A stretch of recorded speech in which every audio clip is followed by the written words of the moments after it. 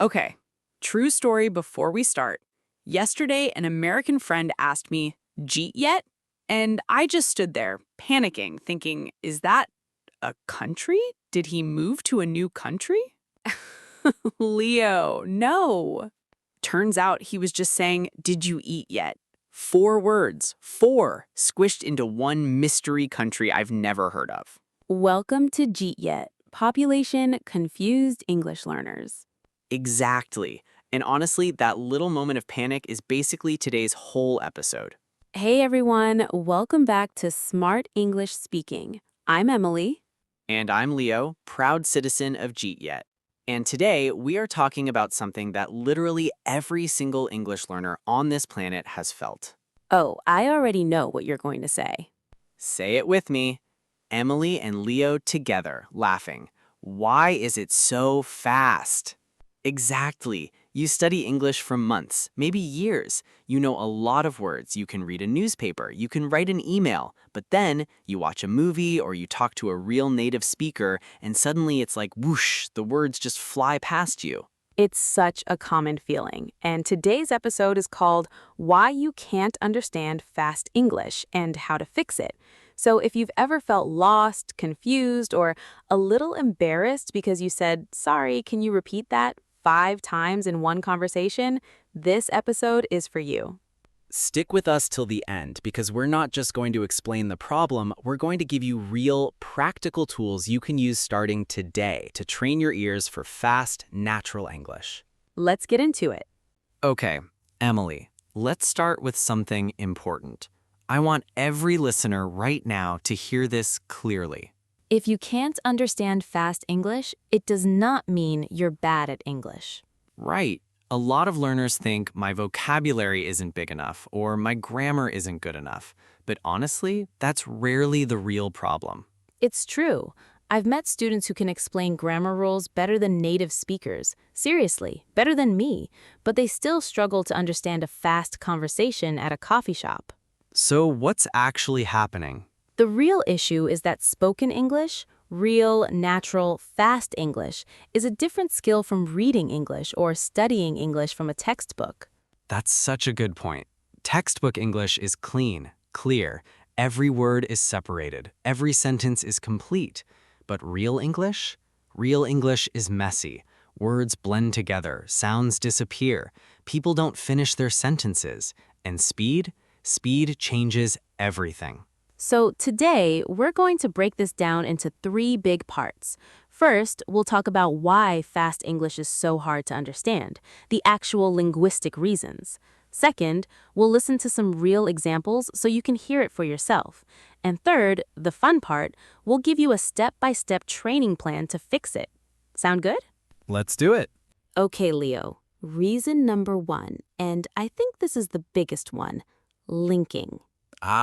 Linking. Explain it for our listeners. So linking is when native speakers connect words together. So 2 or 3 words start to sound like one word. Give an example. Okay, here's a simple one. What are you doing? If I say it slowly, word by word, it sounds like, what are you doing? Right, nice and clear. But in fast, natural speech, it becomes, what are you doing? What are you doing? Yeah, that sounds like a completely different sentence. Exactly. If you only learned what are you doing from a textbook, and then you hear what are you doing, your brain says, I don't know this word. But it's not a new word. It's 4 words that got squeezed together. Precisely. And this happens constantly in English. Did you eat becomes did you eat? I don't know becomes I don't know. Going to becomes gonna. Want to becomes wanna. So learners aren't failing to understand English, they're failing to recognize a disguised version of English they already know. That's such a great way to put it. It's the same sentence wearing a costume. Speaking of costumes, okay, funniest miss here I ever collected from a student. She heard someone say, "I scream" at a park and got so excited. Like, why is this man randomly screaming about ice cream? Because it was ice cream. Ice cream and I scream sound almost identical. Right? Linking doesn't just hide grammar words. Sometimes it turns dessert into a horror movie. I scream, you scream, we all scream for... Okay, I'll stop. Please don't stop. That's the best joke in this whole script. Okay, reason number 2, weak forms and reduced sounds. Yes, this one surprises a lot of learners. In English, not every word is equally important in a sentence. Small words like the, to, for, of, and, they get squeezed down, almost swallowed. So instead of saying to clearly, native speakers often just say t, a really quick, soft sound. Right. Think about the sentence, I want to go to the store. In slow, careful speech, every word is clear, but naturally it sounds more like, I want to go to the store. And here's the key idea for our listeners. English is a stress-timed language. That means some words, usually the important ones like nouns, main verbs, and question words, get stressed, spoken clearly and a little longer, and the small grammar words rush by quickly and quietly. This is actually really different from a lot of other languages. In many languages, every syllable gets pretty equal time and attention, but in English, we speed up the boring words and slow down on the important words. So if your native language is syllable-timed, like Spanish, Vietnamese, or Mandarin, for example, English rhythm can feel really strange and unpredictable at first. Which brings us to reason number 3, rhythm and stress patterns. English has a very specific music to it. There's a beat. Stressed syllables come at fairly regular intervals, and everything else adjusts around them. Let's demonstrate. Listen to this sentence. I would have gone to the party if I had known about it. If you say every word with equal stress, it sounds robotic.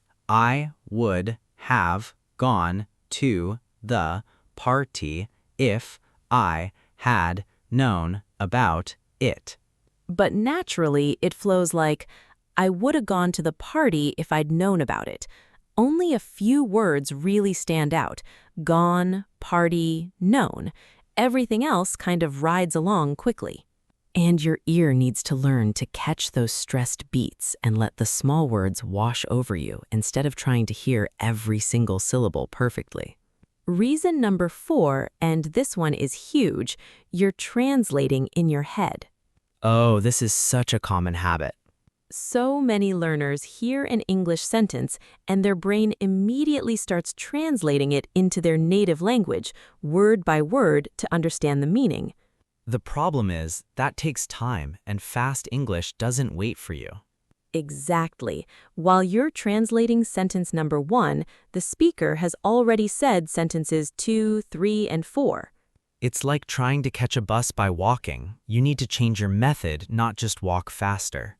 That's a great metaphor. The real goal, and we'll talk more about this later, is to train your brain to understand English directly, in English, without that translation step in the middle. Reason number 5, limited exposure to real, spontaneous speech. This one is simple but important. A lot of learners study English mostly through textbooks, apps, or slow learning English videos, where every sentence is clear, grammatically perfect, and spoken carefully. Which is a great starting point, but it's not what real conversations sound like. Real conversations have hesitations like, people interrupt each other. They use slang. They trail off in the middle of a sentence. It's unpredictable. So if your ears have only ever heard clean English, your brain simply hasn't been trained for the chaos of real conversation yet. And reason number 6, this is the last one, anxiety and pressure. Oh, this is so real. When you're nervous, maybe you're talking to your boss or a native speaker, or you're worried about making a mistake, your brain has less space to process language. Stress actually makes listening harder. It becomes this cycle. You're nervous, so you understand less, which makes you more nervous, which makes you understand even less.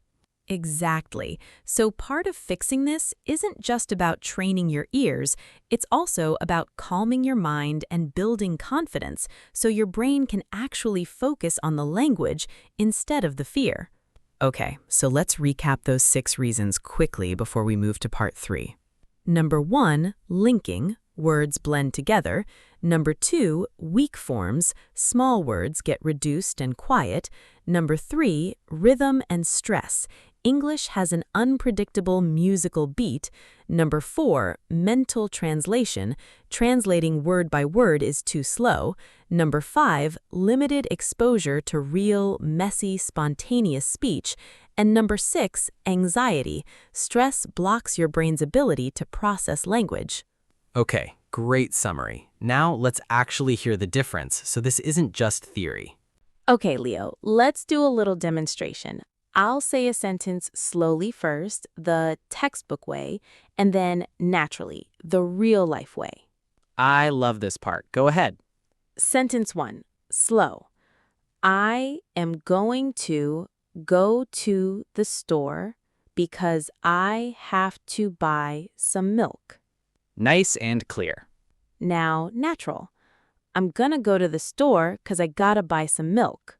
Whoa, okay, if you're a learner hearing that for the first time, that really does sound like a different sentence. It really does, but if you break it down, I am going to becomes I'm gonna, to the becomes to the, because becomes 'cause, have to becomes gotta. None of these are new words, they're just compressed. Exactly. Let's do another one. Slow. Do you want to eat dinner with us tonight?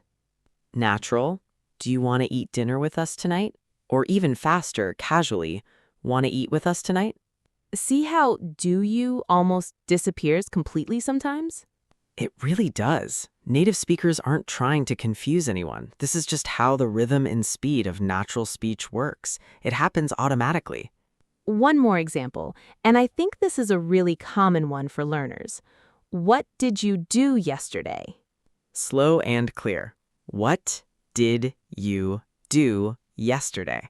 Natural, fast. What'd you do yesterday? Would ya? That combines what, did, and you into practically one sound. Okay, wait. Try saying woulda 5 times fast. Woulda, woulda, woulda, woulda. Wad jelly. Did I just invent a new food? Wad jelly. New segment idea. Leo's accidental snack names. I stand by wad jelly. Sounds delicious. Somebody trademark that. And here's the thing. This isn't lazy speech or bad English or slang that only certain people use. This is completely normal, standard, everyday spoken English. Every native speaker does this in every English-speaking country all the time. So the goal isn't to avoid it or wait for people to slow down forever. Right. The goal is to train your ears to recognize it so it stops sounding like a foreign language and starts sounding like just English. Which brings us to the part everyone's been waiting for. Okay, Leo, let's give our listeners real tools. Not just watch more Netflix, actual specific techniques. Let's start with technique number 1, shadowing. I love shadowing. Okay, here's how it works. You find a short audio clip, a podcast, a YouTube video, a movie scene, ideally something with a transcript, and you listen to a sentence, then immediately repeat it out loud, copying the speed, the rhythm, and the pronunciation as closely as you can. The key word there is immediately. You're not translating. You're not thinking about grammar. You're just copying the sound, almost like an actor.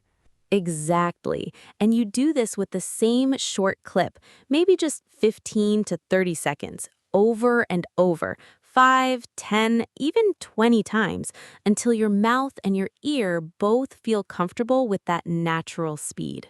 This trains 2 things at once. You're listening and you're speaking. Because when you can produce the linking and the reductions yourself, like saying gonna and wanna naturally, your brain gets much faster at recognizing them when you hear them.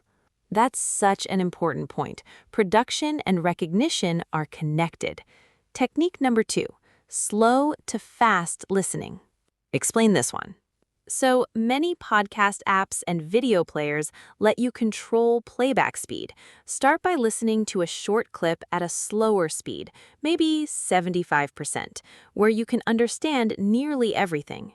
Then, Then increase it slightly to 85%, then 95%, then finally full natural speed. You're training your brain gradually, like lifting slightly heavier weights each week at the gym.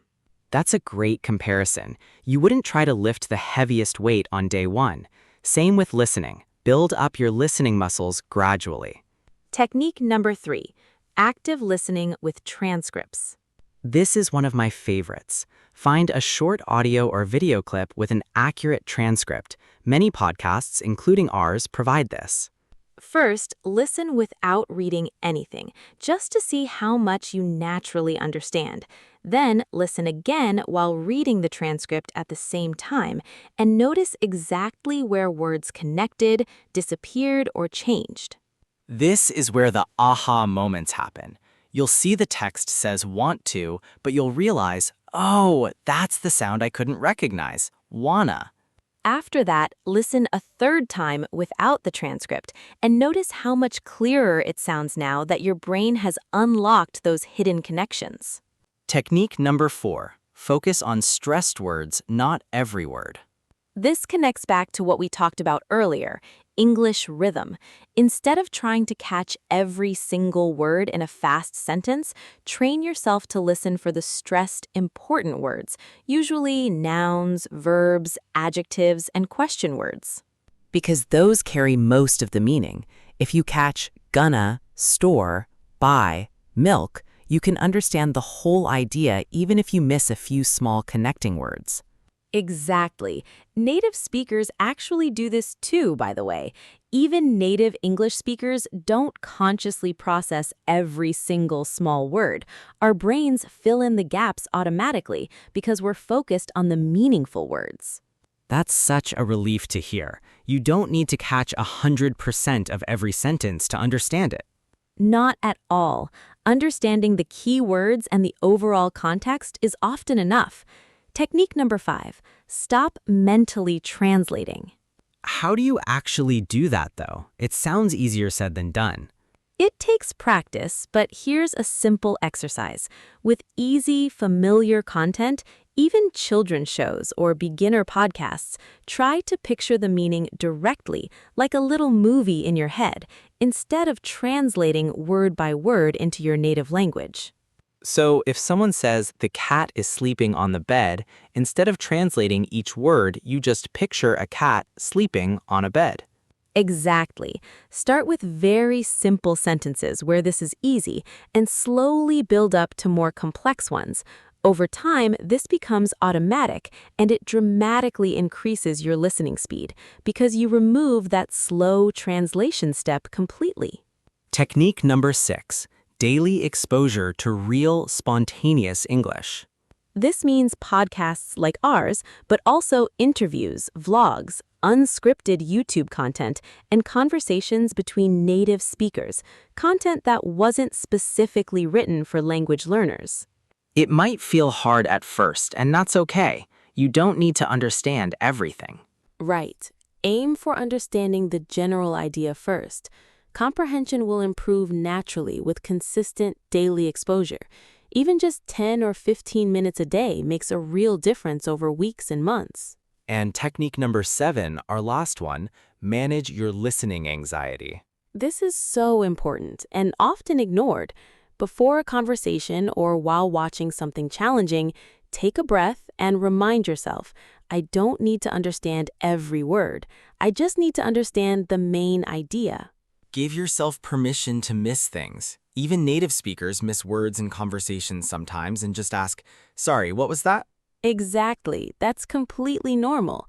Reducing the pressure you put on yourself actually helps your brain process language more effectively because it's not fighting against fear and stress at the same time. So let's quickly recap our 7 techniques. 1. Shadowing. Repeat immediately after native speakers, copying rhythm and speed. 2. Slow to fast listening. Gradually increase playback speed. 3. Active listening with transcripts. Read and listen together, then without. 4. Focus on stressed words, not every single word. 5. Stop mental translation. Picture meaning directly. 6. Daily exposure to real, spontaneous English content. 7. Manage your anxiety and give yourself permission to miss some words. If you use even 2 or 3 of these consistently every single day, you will absolutely notice a difference within a few weeks. Okay, before we wrap up, let's give our listeners a mini challenge to try right now. I love a good challenge. Go ahead.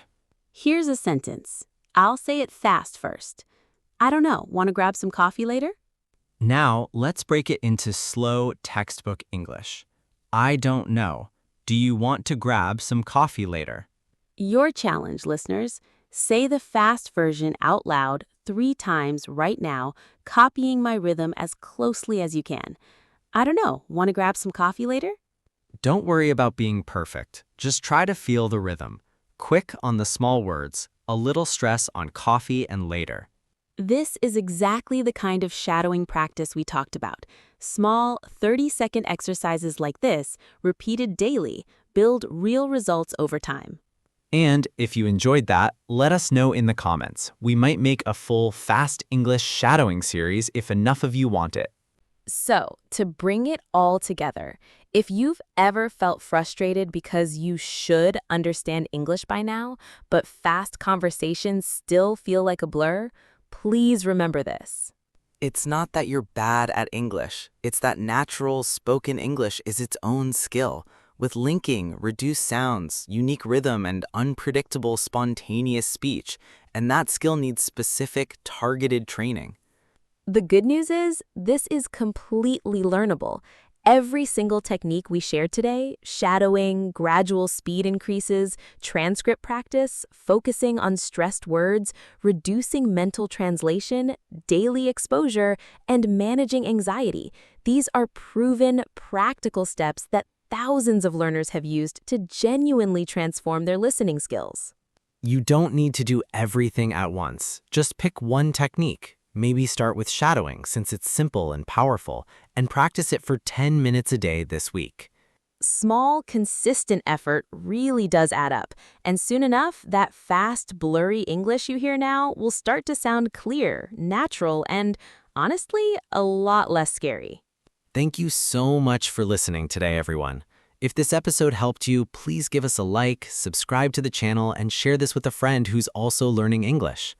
And let us know in the comments, what's the hardest part of understanding fast English for you?